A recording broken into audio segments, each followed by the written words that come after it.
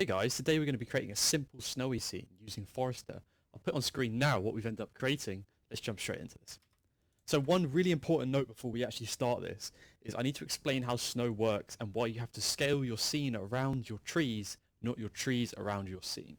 So if I go ahead and grab a quick tree from Forester and let's just choose one on our random. Cool. So if I go ahead and generate some snow on this quickly, it's not going to be perfect. We've dumped some snow on top of this tree. So you can see it's created a separate object to this tree. And if I go ahead and scale my tree down now, you actually see that the snow does not scale down with it. So that's one issue. But also, if I have the smaller tree here and go ahead and try and generate snow again, you can see it's created another object. But where is this second snow object? It's actually here. You can see, even though our tree was made smaller, the snow it's generated is still the larger size. So this is why you have to base your scene around how big your trees are, not the other way around. This is the awkward thing about using snow and Forester. Anyway, now that I've got that out of the way, and hopefully you don't make that mistake, let's jump straight into this. So this simple scene here, I'm thinking we'll just have a nice field with some snowy trees in it, and then a bit of a forest in the background, and maybe some like fog coming down, make it a bit of like a snowy, foggy scene. So like I've just shown you, we're going to have to go ahead and create our trees to start off with because we want to scale our trees on our scene, not the other way around. So let's go ahead and create a quick library of trees that we can use. So come up to Forester, grab a tree, and what sort of tree do we want for our snowy scene? Something like evergreen, something that's you'd see usually in like colder areas. I think a cypress would be a good idea. Let's go for the yellow cypress. Let's go for this one here. Cool. Now, we just want to go ahead and create multiple trees here and make them slightly different and then go ahead and generate our snow on top of it and then have all these different trees that we can use to clone later on. So let's start by changing some of our parameters. So first of all, we need some leaves on this. So in our leaves, we can see what point our leaves start generating. So at viewport level 2, is when our leaves start generating. So on our tree parameters, I'm going to up our viewport level to 2. And now you'll see we have some trees on here. And I'm quickly going to go ahead and jump into our leaves. And what I like to do is make our leaf size slightly bigger. It gives a bit of a stylized, more full look without increasing the geometry in our viewport. Cool. So this is tree number 1. We're just quickly going to go ahead and copy this. So let's have 4 trees. Quick library here. So we have tree 1, tree 2, and tree 3. And I'm realizing the issue that I have here is I've gone ahead and moved these trees. But remember what happened? When it generates the snow, it generates it at the same spot every time. So I'm quickly going to undo this. So all our trees are back on top of each other. Cool. And I'm going to go ahead and turn 3 of them off. And let's just work on tree number 1. So we have tree number 1 here. We can actually go ahead and change our seed on this if you want to change what it looks like. I'm just going to change the seed slightly, turn that tree off and go to tree number 2. Again, I'm just going to randomize my seed a little bit. Find something a bit different to the tree we had at the start. You can go ahead and change things like your branches and your trunk parameters. You can add like a bend in this if you want. So for example, you can see you can make it like morphed and like weird looking. But I'm going to keep these reasonably simple and uniform. I'm going to undo anything I did here. So we're looking at the seed here on tree number 1, and we just want to make sure that tree number 2 is different, and tree number 3 again is different. So if I just make this like 200, and then tree number 4 again make this like 800. So all these seeds are now different. So let's go ahead and generate some snow on each of these so it matches the leaves that we have going. So the way snow works in this is it generates a metaball on top of your tree, and these splines created using the metaball follow the top of your branches. So for example, if I just go ahead and generate snow, you can see it's just created a big blob on top of this, and this is because it's too dense for the tree that we have. We need to keep the snow start level the same as what we have on the tree, right? So if the tree parameters, if our tree viewport level is 2, we need the snow to be 2 as well. So, prune, this is basically how many of the branches it's going to generate on. So the reason it's creating this big massive blob is because it's generating it on every single branch and then meshing it together. So if we reduce the amount of branches it's being cloned onto, you'll start to see individual branches have snow instead. So if I up this to like 5 and then generate this again, a bit too blobby. So let's just up this to like 15 and generate again. You can see it has less this time, but it's still a bit too much. Up this all the way to 20 and generate again. Still way too much. So snow at every ninth blast. This is telling it to skip branches again. So I'm going to up this to like 3 and generate this. And you can see we're starting to get it on individual branches now. But now we've actually lost a lot of detail in this. And you really just have to play around with this. So I drop this to 2, maybe this to 15 and generate again. Good. This is starting to look a bit better. So let's drop this down to 10, maybe this up to 3. Generate again, still not quite what I want. It's very finicky. This is starting to look better. Let's drop this down to 7. Yes, okay, this I like the look of. This is looking good. Now, the last option that was available for us there is rise above branch. So this is actually determining how high above each branch the snow is generating. So if we want the snow covering around the branch, we'd reduce this to say 0, for example. Generate this, it's going to clone it around the branch. Or you could have really snow piled up. So if I up this to like 30, it's going to be quite high above the branches. You see? In correlation to where this branch is here, the snow's generated above it, 30 points above. I'm actually going to keep this about 15. So I'm actually quite like the look of this. This is looking pretty good. So what I'm going to go ahead and do is make this a child of my tree. So now this snow is attached to this tree here. And we quickly want to have a look at the options that we have here. So 2, 7, 15, 2. And what we're going to go ahead and do is we need to generate the snow for each of our trees now. So I'm going to go ahead and copy the same parameters I had. So 2, 7, 15, 2, 2, 7, 15, 2, and then generate snow for that tree as well. And put that as a child. Again, 2, 7, 15, 2. Generate that one. Make that a child. You get the idea. 2, 7, 15, 2. And generate and make that a child. Cool. So now we can actually go ahead and move these trees slightly apart and have a look at the library that we've created.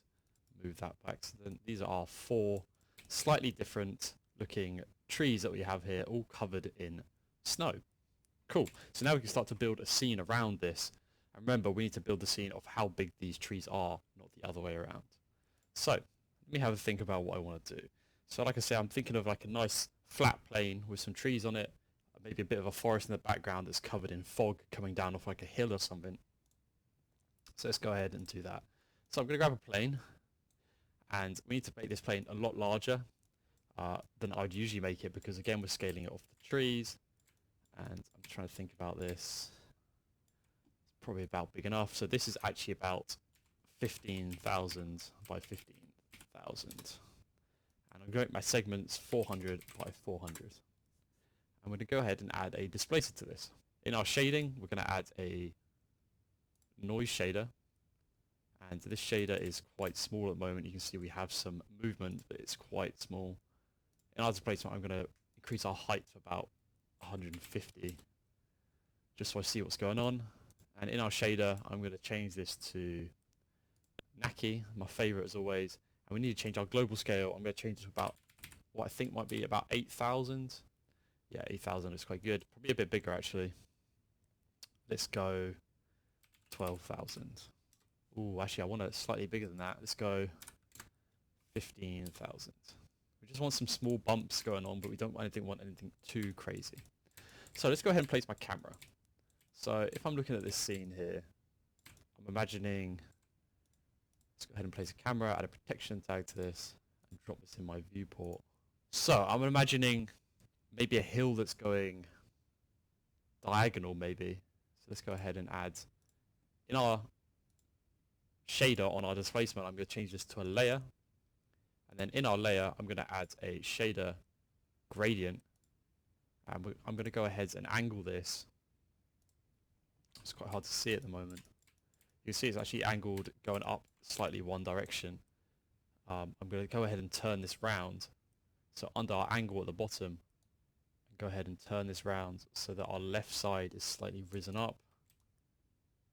Yep, like that. You see what I mean? Then that's obviously not high enough at all. So on our plane, I'm going to change our displacement height to say like 500. Let's go 800. I don't usually work in this sort of scale. This is the awkward thing about using forest to snow. Is the scale is often a bit wonky and a lot larger than I'd usually work in. Anyway, so we have our gradient. I'm just going to angle this so this back corner's like risen up slightly. You can see this hill is now going across my scene like this. So yep, like the look of this. But then we need to add the Naki that we had back on top of this. So if I say I want to overlay this, we're going to gain all our bumps back, and our Naki noise I'm actually just going to reduce a fair bit to something like this. Cool. So now it's like raised up on one side, and we have all these bumps and hills going on in the corner over here. Looking good. But I actually want to go ahead and copy this plane now. So this is plane 1. But then this plane 1.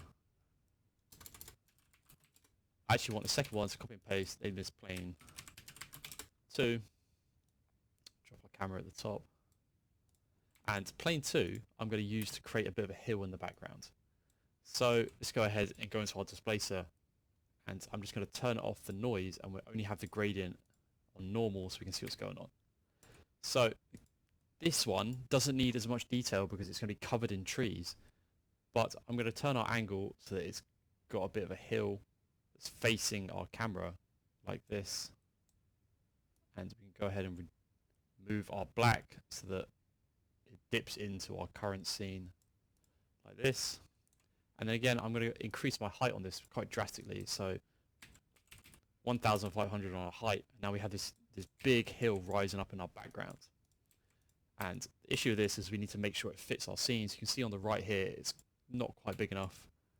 So I can either move this and find where the corner of it is, or I'm just going to rotate it slightly and make it a bit larger so it covers the back of our scene, and raise it up.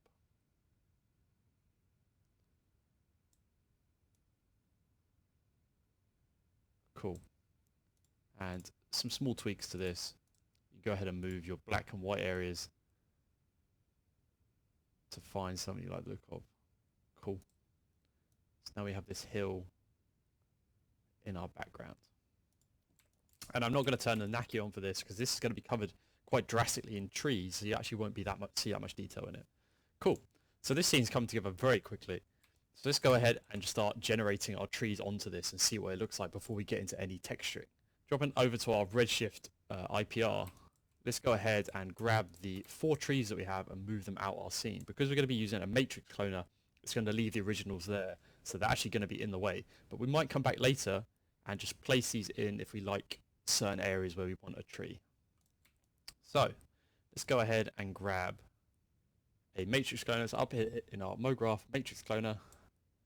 And we want to go ahead and add a Redshift tag to this, so Redshift object tag. And in our particles, we're going to change our mode to custom objects, and we need to drag our 4 trees in. And what's happened here is because I selected all of these, it's actually gone ahead and copied our meta balls in as well, so you don't want that, so I'm going to undo. And I'm just going to go ahead and drag trees in one by one. And this will actually clone the meta balls as well, because remember, the meta balls are a child of the trees that we have here. Cool. So in our plane number 1, I'm going to say current state to object, and then move plane number 1 to the bottom. I'm going to create Alt-G, create a little folder for this, and we're going to name this old.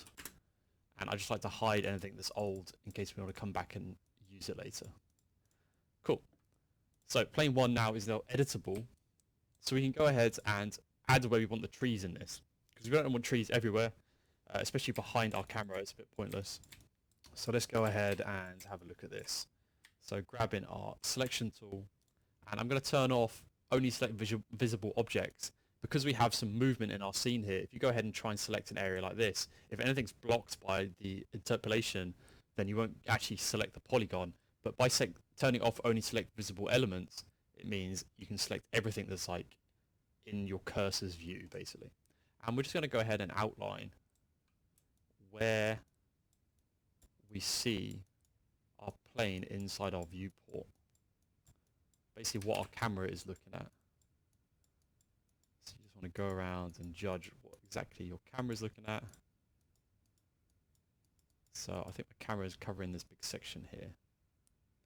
Cool. And I'm going to go select, set selection. And this just creates a section here. I'm going to name this trees, or tress if you can't spell it properly like me. Trees. Cool. Now in our matrix cloner, we want to turn it to object, and we want to drag our plane 1 in, and then under our selection, we're going to drag the selection tag that we just created into this.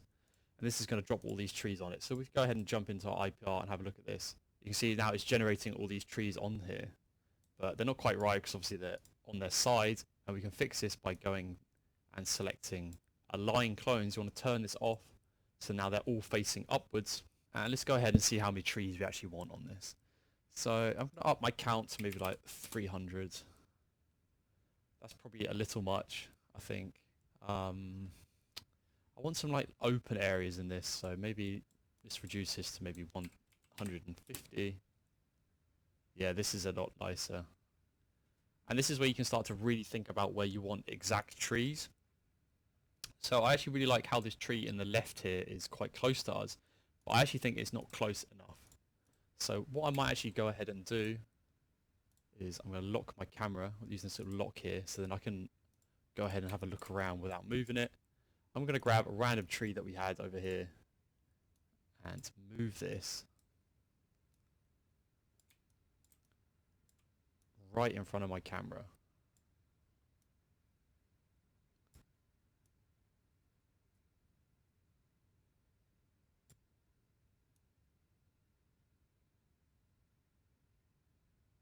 And it doesn't necessarily need to be in the floor on this one because it's all about perspective. Yeah, that I quite like. I just wanted like this one big tree in this corner here. Cool. Now these trees are obviously all generated. They all look really similar right now. So let's go ahead and change this. So let's clean up our hierarchy quickly. So what I'm going to go ahead and do is our matrix cloner here, Alt G to put this in a folder, and then select it again and Alt G again. So I'm going to name this cloners. And then this section here, I'm naming this trees. And I'm just going to go ahead and drop all my trees into this cloner here. So this keeps it nice and organized. Cool. So we have the start of this scene here. What do we want to do next? So like I say, we want to make these all slightly different. So selecting my matrix cloner, going up to MoGraph effectors and then random effectors. I'm going to drag this random effector into our hierarchy here, so we know this is affecting this section here. And we're just going to go ahead, turning my IPR back on. So this has affected our movement, but we want to affect our parameters in regards to our scale, I think. So let's go to scale, and we go uniform scale. And I'm just going to change this by, say, 1, and you'll see some are now larger and some are now bigger, or some smaller, sorry. This is way too prominent at the moment, so I'm going to go like 0.2. Yep, that's looking pretty good. And we want to change our rotation so these are all facing different ways. So you want to find the rotation that is affecting which way they're facing. So our top one, I'm going to make this 360. So now they're all facing slightly different ways. Cool. Now what I'm noticing, and what you'll think about is, if our floor is made of snow, right? This is a layer of snow that's sat on top of a plane, or whatever's underneath it, basically. So our trees would actually be dipped into this floor slightly because the snow will be built up around it. So what I'm going to go ahead and do on our matrix cloner, under transform, we need to find out which one this is. Not our Z. I always forget this. Okay, our y-axis. On our y-axis, I'm just going to reduce this to like minus 25, and this is just going to push our tree slightly into the floor. So you wouldn't actually see some of the roots on the bottom because this layer of snow would have built up around these trees.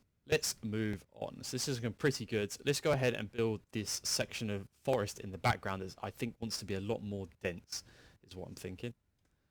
So, zooming back out. And let's go ahead and create another matrix cloner. And Alt-G, we'll put this one into another cloner, and we're going to call this one forest. So this is our background forest, and drag this into our hierarchy.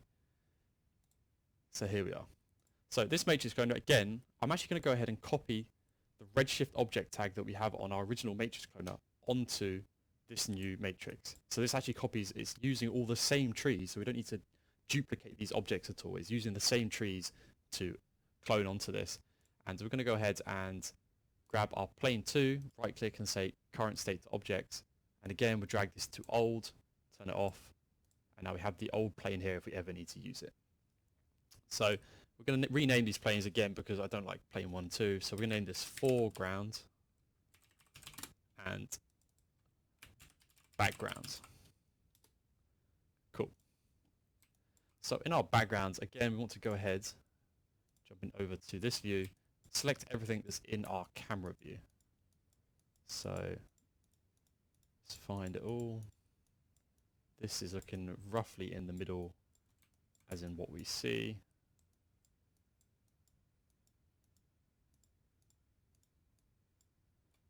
Cool, that. And then select, set selection, and we have, I'm going to name this trees again. Now on our new matrix cloner, in objects, again set this to object, and we're going to put in our background, and again put in the selection as our tree selection on our background. So jumping back over to our IPR, turn this on, you can see now, hopefully, it's put some trees in the background. So again, these trees are aligned to the parameters of our plane, so we're going to turn this off, so that we're going to be facing upwards, and we want to increase our count quite drastically. So if I'm going to go like 800, I'm looking for a very dense tree section of forest in our background. So this is actually looking really good. You see what I mean? It's this like slightly less dense area building up into this dense area in the background. I'm actually going to increase this slightly, 1000, just fill in a few more sections up here. So I'm actually thinking right now that this is not as high as I want it to be. So this is where we can go ahead and turn off our background. So this is our background. I'm going to turn this off. And remember, we have our old section here. I'm going to turn on plane 2, which is our background. And I'm just going to quickly go ahead and edit this again. So I'm going to increase my height on this to maybe like 2500. Go back into our picture view, have a look at this. I just wanted this section to be a lot higher, maybe a bit more higher. Let's go 3000. Cool. That is looking a lot better. Again, right click, current state to object, drag this out, hide the old one. Now this plane 2 that we have here, we actually need to go ahead, I'm going to delete the old one, we need to go ahead and reselect the areas that we're going to clone onto this. And this is a good thing about having a section in your hierarchy with some of your older objects, so that if you actually want to change anything, you've still got them. This is why you shouldn't really delete things that you're like current state to objecting. Anyway, cool. So we have our new selection, set selection. Again, make this trees. And back in our matrix, we need to drag our new object in. And this is called background, remember. Make sure this updates in our hierarchy. So background, and drag our selection tool in here, trees. Cool. And let's see the difference in this. So now this is a lot higher up. Again, I'm not quite happy with this. There's this very hard angle here. You see what I mean? There's this it goes along and then just dips off. And I'm wondering if I can fix this hard angle that's going on. I'm actually going to go ahead. We're going to go ahead and back and edit this again. I know it's going to be a little tedious, but better to get it correct. So what I think the issue here is, I'm going to go into my shading and then under my gradient, and we're just going to mess with how this gradient looks slightly. So the black is controlling how hard this dips off, you see? So if I go ahead and pull this out slightly, we lose this hard dip here, and it pulls up this bottom bit. So if I go ahead and then drag this down, it's got a much more natural gradient to this. But again, I don't feel it's as high as it should be again. So I'm going to increase my height to say, let's go 4,000. And there we go. It's a much softer gradient dropping off here. So again, right click, current state to object. We have our new plane again. Hide the old one. Name this background. And let's go ahead and select our areas again. Quickly, we've done this 3 other times, so you know exactly what to do by now. Cool, areas selected. Set selection, name this trees. Drop it back into our matrix. And because we named our selection the same thing every time, it actually auto updates our selection here to trees because we've named it trees every single time. Cool. Back in Redshift. And let's have a quick look at this. Yeah, this is a lot better. It's a lot nicer, softer gradient dropping off here. So, cool. We have this really dense forest coming forward into a slightly dense area in the front here that I really like. So, quickly, I'm just going to go ahead and change how many we have here. I want this a little denser, 1,200, little more, 1,500. Cool. I just wanted to fill some of these blank areas in. Looking good. Cool, this needs a random effector, so I'm going to drag our random effector here up to the top, and in our matrix under our effectors, I'm going to drag it in here, and again we get some bigger and smaller trees. The reason I've copied this is maybe you want to change the scale on this one separately, so maybe you want these trees to be a bit more different than the ones in the front. Anyway, this is looking really good and a great start to this scene. So, I think we need to go into lighting and texturing this now. And as well, actually, let's do one more thing before we go into texturing this. Let's add some foliage, some like grass. So again, if you think about how snow is layered up on top of the floor, the grass is going to be growing out of the floor, and then the snow is on top of that. And what you'll have is little bits of grass poking through, but you won't be able to see all of it. It'll just be poking through the snow, so you may see like the occasional like little blade of grass coming through. And that's what we're going to do here. So let's grab some grass in our forester, so our multiflora, and I actually just want, let's go ahead and create 2 sections of grass. So let's go ahead and grab a long grass, and I'm going to go ahead and copy and paste this. I'm going to go grab a wild grass patch as well. So these are slightly different, and selecting them both, Alt-G, and we're going to name this grass, or grass, depending where you're from, and put this in our cloners in our hierarchy again, just to keep it clean. So we want another matrix cloner, drag this into our grass section, add our Redshift object tag. Remember, custom objects, I'm going to grab both the grass that we have here, and we want to clone this just on our foreground because we don't need it on a background. We're never going to be able to see it. First of all, let's have a look at how big our grass is. So here's our grass. It's probably a little small in comparison to our scene. So in our multiflora global, we can change our multiflora size here. So I'll up this like 3, it makes it a bit bigger. And maybe this one 2. Cool, looking good. And in our matrix cloner, we want to drag this and make it object. And we're going to drag our foreground into this. And then again, put the selection that we had as trees into this.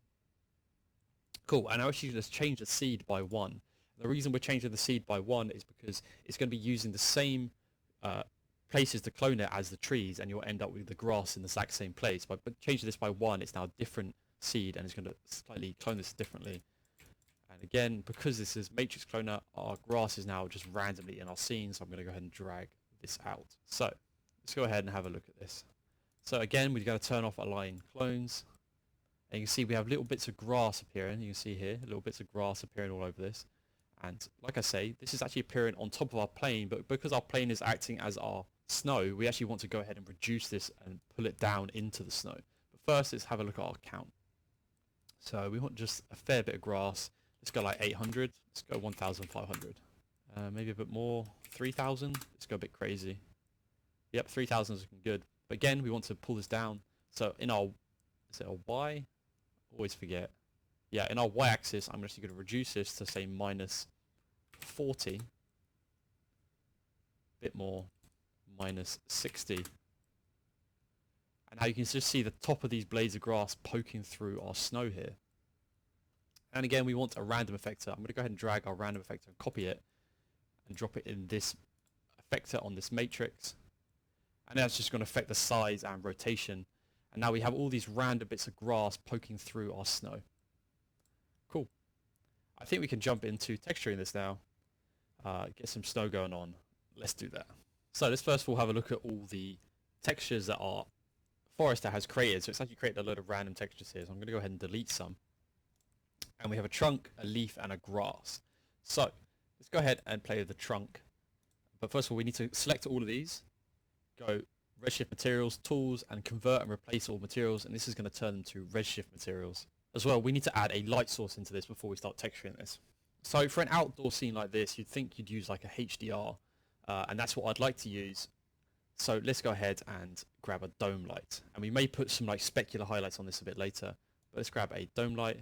And I'm going to show you guys some HDRs. So just go ahead and jump over to Polyhaven and I can show you some free HDRs. So these are some HDRs here. On Polyhaven, I'll leave a link to this below. You can go ahead and grab one. So this one here, Snowy Hilllands, is actually looking quite good for what we want. It's got like these, it's got these overcast sort of tones, a little grey, but there's also like blue ones here that you might like the look of.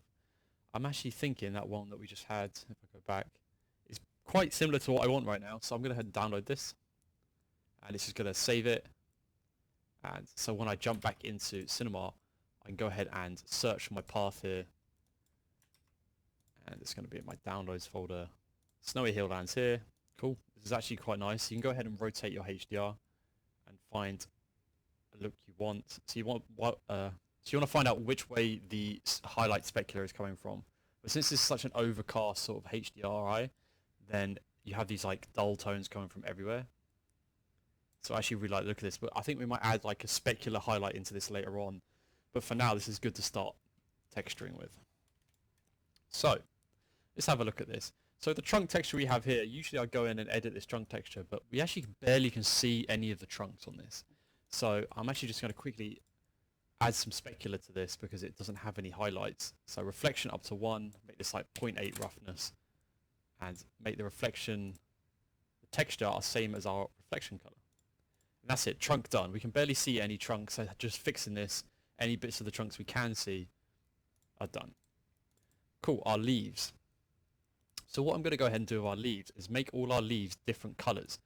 Not in sense of how they're on the tree, but I'm going to make each tree slightly different. To do this, I'd usually use a user color data, and it would tell each clone to be slightly different. But I'm actually going to go ahead and use a hue shift for this.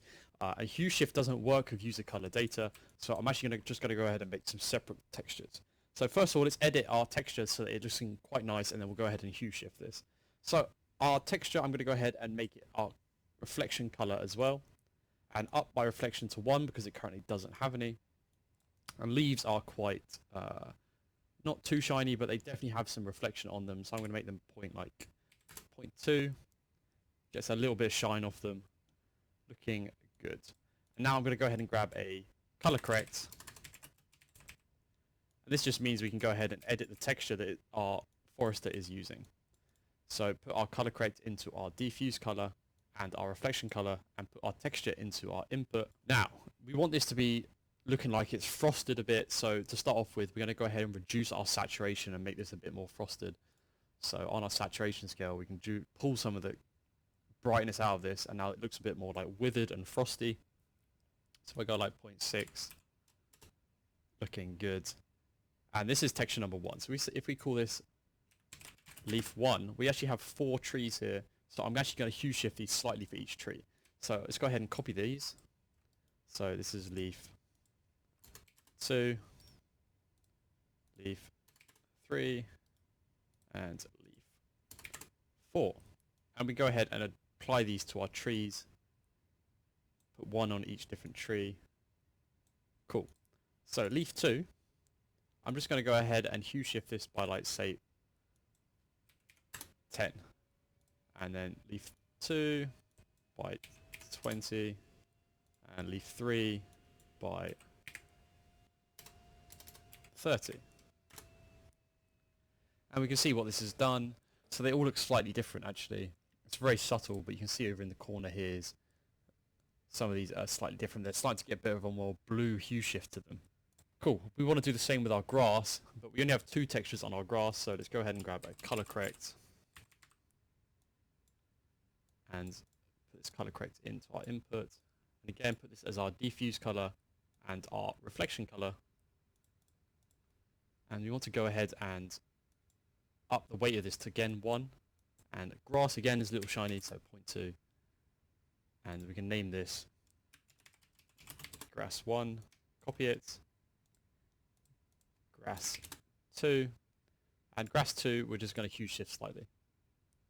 So if I make our hue shift maybe 30, and again we want to pull some of the saturation out of this, so if we pull our saturation down to, let's say, 0.6 on this one, and maybe 0.7 on this one, and let's just go ahead and apply our second texture to our grass. Cool. So we have all our trees set up here in regards to their leaves and stuff. I think the biggest one and most obvious thing we're missing right now is we need to do our snow texture. And once we do our snow texture, this will really bring our scene together. So we're going to make a snow texture from scratch here. So materials, Redshift material, and just create a new one. And let's go ahead and apply this to our floor. Also, we need to go ahead and apply this to all the meta balls on our trees. So open up our hierarchy here, you can see all the meta balls. And I'm just going to go ahead and copy this tree texture onto all of these. Cool. So now we have a very shiny looking scene because it looks like a bit like water. And let's go ahead and create some snow. So what does snow look like? Snow is like this slightly shiny substance. It's got like this stipply look to it where it's all these little pores of snow and snowflakes built up on top of each other. So we're going to go ahead and add a bump map to this to try and create this. But first let's just get a baseline of how shiny this is. So our color, I'm going to make a white, but I'm not going to make it perfectly white, slightly grey. Snow's never perfect. So again, that's already looking great. And our roughness, snow, it has these little points of shininess. So they're not all the same. And we're going to go ahead and change this. But for now, let's keep our roughness at like 0.3 just to try and visualize this. Cool, looking good. So let's do our bump map. So grab a bump map, input this as our overall bump input on our material, and let's go ahead and grab a Cinema 4D shader. Now, newer versions of Redshift, this has actually been renamed, and I need to remember what it's been renamed to, but for me it's called Cinema 4D shader, and this basically allows us to use all the shaders in Cinema. So we're going to add a noise to this, go and edit our noise. It actually appear in our top right here. So let's go and put our noise as our output. First of all, you can't put this as an output, you need to put this into a texture. So grab a texture, and we're going to put our Cinema 4D shader into our texture as a texture 0, and then this can be put to our output. So how is this mapping?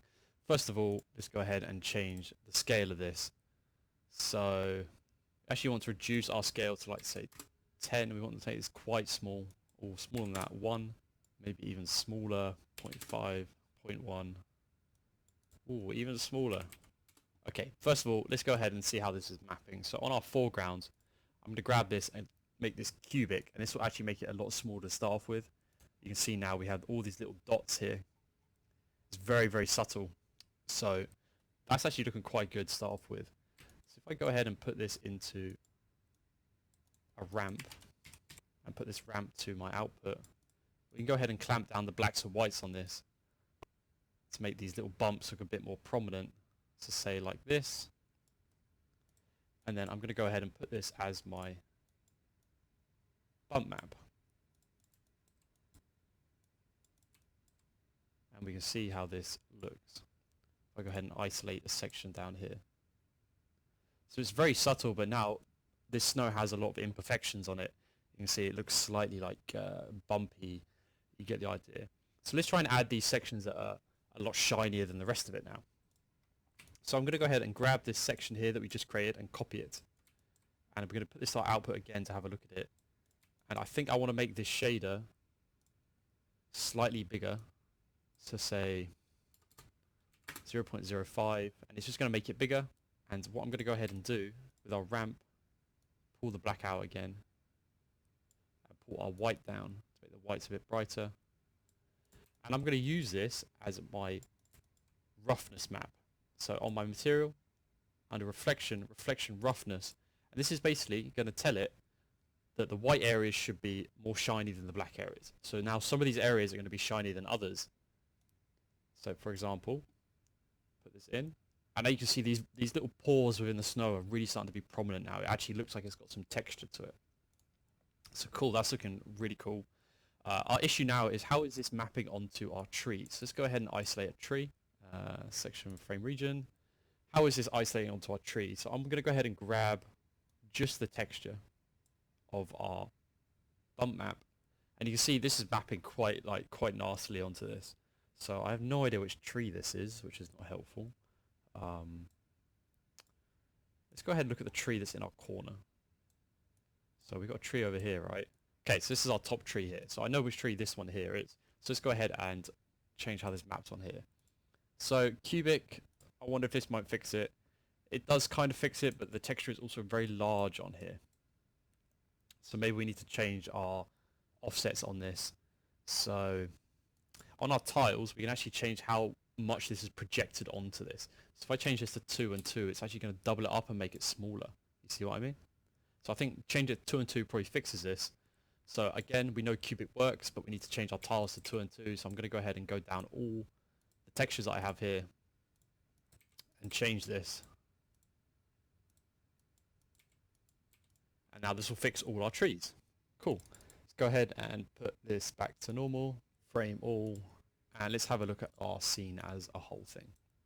So there we go. We actually have a very snowy scene already set up here with all this grass poking through and these very simple like snowy trees. So what can we do to add to this? So we need some fog. So we're going to add some volumetric lighting. But as well, I'd like to add a specular to this. So even on a dull day like this, there's always going to be one section of the sky where the sun might be coming through slightly, and I'm going to go ahead and add this in and give it like a bit of a specular. So how do I want to do this? What I like to do to add to this, and I've done it in a lot of my scenes, for example, if I have a look at this one here, you can see I have my HDRI lighting my scene, and then I have these like orange speculars appearing on the sides of my trees here, and I created this using a spotlight. So let's go ahead and add a spotlight. So under our lights, spotlight, and spotlights are awkward because they make the whole scene very dark. We can now close our hierarchy and our cloners, and what I like to do to keep everything really neat and tidy with our lights is I like to put my lights as a child of my camera. You don't have to do this, but again, it creates another hierarchy that you can close, and it's just neat and tidy. So let's turn off our dome light so we can just see what our spotlight's doing. And we want to just go ahead and rotate our spotlight and pull it off to the side, raise it up a bit. And one thing I like to do with a spotlight is create another cube. So just go ahead and create a cube, turn off our spotlight so we can actually see where it is. And this cube can sit in our scene, and I'm going to go ahead and place it where I most want to see a specular highlight. So I'd really like to see a specular highlight on this tree we have in the foreground here. See? So then I can go ahead and right click my spotlight under Cinema 4D tags, target, and we can drop our cube into this, and we can go ahead and hide the cube and make it a child of my spotlight if we want to go ahead and edit this later. And what you'll notice if I turn my spotlight back on is this spotlight is now always looking my cube. So we can make this spotlight more intense by pulling it out and pulling it away. Well, that's way too intense, but let's go ahead and turn on my IPO and have a look at this. Cool. So now you can see we have this specular highlight coming, and it's causing some shadows as well. I might even add some volumetric lighting to this. But we want this to be a specular highlight. But when I say specular, I actually usually turn off the specular and just have it affect my diffuse color. So on my ray, I'm going to turn off affect specular, and this is only going to be affecting my diffuse color. So then on my color here, I might make this like a nice warmer orange. So this is coming from the sun, and just increase my exposure to make it a bit brighter. Maybe like 1.8. So now we turn our dome light back on and see how this looks with our dome light. And now you can see we have these like orange highlights everywhere, and also these some extra shadows. So what I'm going to go ahead and do is, to make this a bit more prominent, I'm going to turn down the exposure on my dome light. So minus 0.5. Probably a bit more, minus 1.5. Cool. So now you can see we have these specular highlights coming in, and they're being more prominent because we've turned down our general lighting. Cool. Now, one thing we'll notice is it's not affecting the background at all. We have this like arching section here that's not affected by our spotlight at all. So to fix this, I'm going to go ahead and increase the angle at which our spotlight is projecting. So in the bottom, right at the bottom, you see cone angle, and I can just increase this, turn this back on, increase this to the point where it's going to be affecting all of my scene. So now you picked up a bit of the section at the back here. Let's go ahead and increase this again. You can see where it's affecting here. Make sure it's just tipping at the edge of our plane here. So let's go ahead and add some fog into this. So how do I want to do this? We want fog coming down on the back. I might also add some fog into post. But for now, let's just go ahead and add some volumetric lights into this. So under our environments, we'll grab a Redshift environment. And the first section that we want to be affected by our volumetric lighting, I think, is our dome light. So under our volume, I'm going to increase our contribution scale to 1. And this is going to be absolutely crazy when we turn this on. Yep, completely blown out. I'm going to turn off my spotlight for now and just play with our dome light. So on my environment, I'm going to change our scatter to 0.001. See how this is looking? So it's looking good. You can see we have some fog built up here, but it's a little strong. So our dome light, I'm going to change our contribution scale to say 0.7. Cool. This has reduced it again, but still a little much. So 0.5. Again, reduced it, but still a little much. 0.3. So now we can see some of the backgrounds, but what I'm going to go ahead and do is push this back. Push all this volumetric back further away from us. So to do this, I'm going to use a phase. So on our environment, so by reducing our phase, you can see we actually push this volumetric lighting further away from us. So if I go minus 0.6, you can see, now we can see a lot of the background, and it's pushed this fog back and further away from us. And again, I still think this is a little strong. So just on our contribution, or under our Redshift environment, I'm going to go with contribution. I'm going to reduce this to 0.2. Cool. So now we have this foggy scene where the back is created a lot more fog than the front. Looking nice. I also want to add some volumetric lighting to our spotlight. So I'm going to up my contribution scale here to 1. And I'm going to go ahead and turn off my dome light for now. Just turn on my spotlight. So now this spotlight is coming across my scene and adding some like volumetric lighting from the top right hand corner. Cool. Looking very nice. Again, I'm going to reduce the contribution scale here to, like, say 0.8. Soften it out because it looks a little blown out in the top right hand corner. Cool, looking good. And now our samples, I'm going to do 2048. Let's try and clean this up a bit. As well, under my dome light, my samples right at the bottom, 2048. Cool, looking very good. So again, this is a little blown out in my top right hand corner, and this is coming from our spotlight. So our volume, again, I'll reduce it to 0.6, maybe a bit less, 0.4. So this simple scene is coming together. So I think we're going to go ahead and work on some render settings quickly, and then we'll render this out and do some work in post. Under our render settings and Redshift, my unified samples, I'm going to go ahead and change this. But under our sample overrides, I just want to make sure that my reflections have some samples in here, as well as my refractions. So this means that every texture our reflections are going to be having 200 samples. And then under our min and max samples, I have it as 128 and 256. It just cleans things up a little bit. And under my GI, I've got brute force with 2048 samples in here.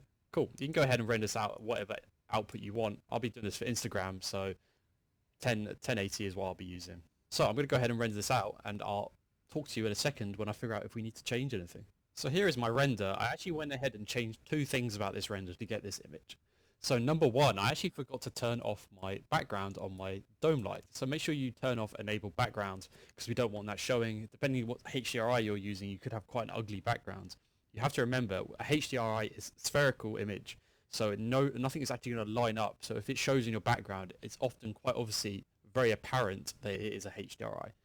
Anyway, also on my environment, I went ahead and reduced my scatter to 0.0005. So it actually shows here as 0.001, That's because it rounds it up anything that's below this. So my scatter is actually set at 0.0005. Cool. I'm pretty happy with this. I'm going to save this out and jump into Photoshop and we can work on it a bit more. So here I am in Photoshop with my image, and first order of business, as I always do, is let's do some color correcting.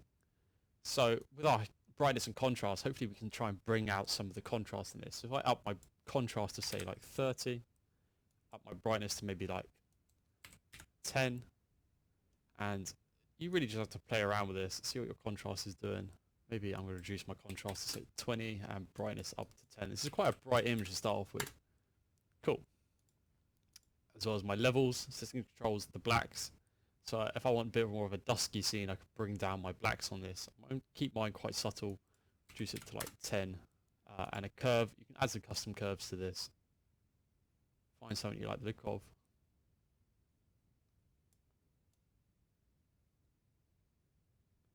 Cool, looking good. As well as your hue and saturation. So this specular highlight that we added, this like orange glow coming down from the side, this is basically what our hue and saturation is mostly going to affect. You can see I can change this and make it like a purple, a pink, even like a green. Blue looks kind of fancy. So really just go with whatever you want. I might just make this slightly warmer. So maybe like a -5 is going to put it slightly towards the orange side. Cool. And then our color balance, you can move this around. So now that we've added some more warms into this, you can make them either more blue or warm them up even more. Might go like +2. Turn down my greens a bit. Turn up my blues slightly. Cool. So what do we want to do to this image? Let's go ahead and add some fog in. So an easy way of adding fog to this is I'm just going to go ahead and select this top section that is our sky here. So this is rendered from our volumetric lighting. It's just created a dull sky because the volumetric lighting that it was using was from our HDRI, which was mostly like a dull to like overtone grey. Say layer via copy, and this is going to copy it onto a new layer. So we have this section at the top here that we can move around. And what I'm just going to do is bring it down slightly and then go ahead and filter, blur, Gaussian blur. I'm just going to blur this section out. So if I add some pretty intense blur to this and then bring it down slightly. But I'm actually noticing because this dips off on one side, we actually might have to go ahead and select a custom area for this. So if I go ahead and select all this around the top, but then draw up like this, and then do this layer via copy, and then filter, blur, Gaussian blur. Make this like 60, and then drag this section down instead. Cool, that's looking better. See, the fog is actually following our curve here now. Cool, and you actually need to go ahead and clean this up, so I'm going to grab my eraser tool, and you don't want it covering anything in our foreground. So some of these really obvious trees here, we don't want it covering. So I'm just going to go ahead and remove it off these trees. Cool. And then you can go ahead and reduce the opacity on this to reduce the amount of how dense this fog looks. I'm going to keep it at like 90% so it's just poking through. Cool, so now we have a bit of a foggy background going on. So one thing you can also do is sharpen this. So in our filter, I'm going to go ahead and duplicate this layer so we have an original. And under filter, sharpen, smart sharpen. And this is really subtle. You can see in our little image here. If I go ahead and turn the preview off and on, so preview on, preview off, preview on, it actually just makes some of these trees stand out a lot. So this is actually at 200%. I'm going to reduce this to 100. It's probably a little strong at the moment. And what you want to do is just keep turning off and on what the sharpen looks like and see if there's something you actually want to do to it. For me, I'm actually going to leave it off. But for you, it may be something you like. Cool. I actually don't think there's much we can do to this scene. It's actually pretty good to start off with. Maybe we add some clouds to this. You could add some clouds in. Let's go ahead and add a specular highlight again. So on my brush tool, make my brush tool quite large, and I'm just going to draw something on this corner here. Reduce the opacity on this. It just warms up this corner. Cool, cool, cool. And as I always do, I'm going to pull the color out of the corners of my image. So let's grab a circle, make this circle the size of my image.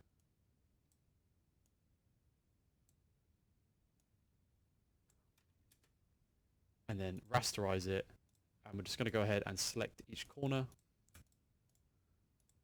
Create a new layer. And paint this new layer completely white. Delete this and overlay this by saying color. And then filter, blur, Gaussian blur, and just blur it out slightly. And just pull it out so it's a bit smaller. This is just basically going to pull the color out of the corners of our image. And what this does is this draws the eye to the center of the image. So if I turn this off and on, you can see it's just pulling out the corners here. You can go ahead and reduce the opacity if you don't want it pulling out so much. I may have this one at like 75%. I'm going to name this color drain. So like I say, you can go ahead and add some clouds into this, or maybe like a faint mountain. Let's go ahead and grab a mountain. So this is quite good. It's reasonably high res. I'm going to have to color correct this because it doesn't fit as well. But I could overlay this, for example. Overlay this. Find out where our tree line is. Our tree line's roughly about there. And put this below our specular.